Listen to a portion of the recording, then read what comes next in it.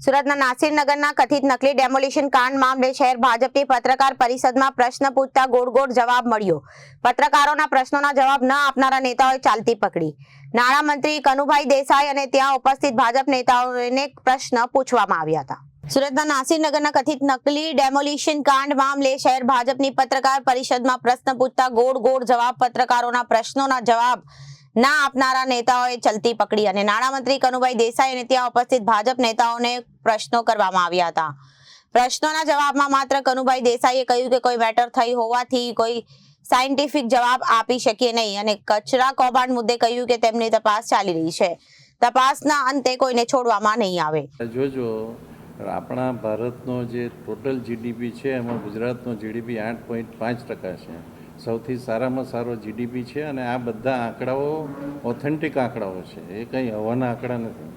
તમે અભ્યાસ કરી લો કે 8.5 જીડીપી સાથે ગુજરાત આખા દેશમાં આગળ છે।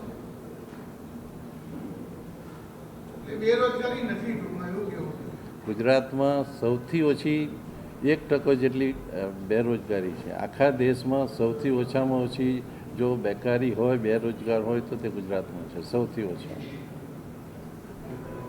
આપણને માણસો આપણને કામ માટે માણસો મળતા નથી।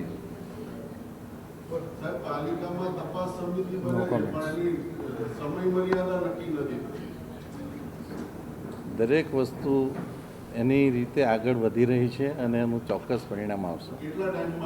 આમાં શું છે કે આમાં કોર્ટ મેટર પણ બની છે અને એના લીધે પણ થોડી અસર થશે, પરંતુ આનું માટે સરકાર ચોક્કસ રીતે આગળ વધી રહી છે। બસ હવે આની વધારે ચર્ચા નહીં થઈ શકે। શેમાં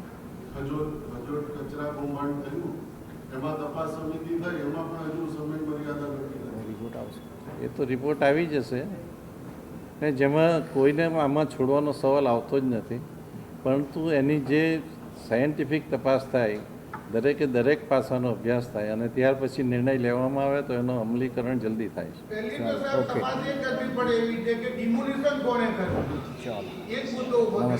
આપણે આ વાત થઈ ગઈ ને એ કોર્ટ મેટર પણ થઈ છે, એટલે એનો અત્યારે આપણે કોઈ સાયન્ટિફિક જવાબ નહીં આપી શકીએ। તપાસને અંતે નિર્ણય લેવામાં આવશે।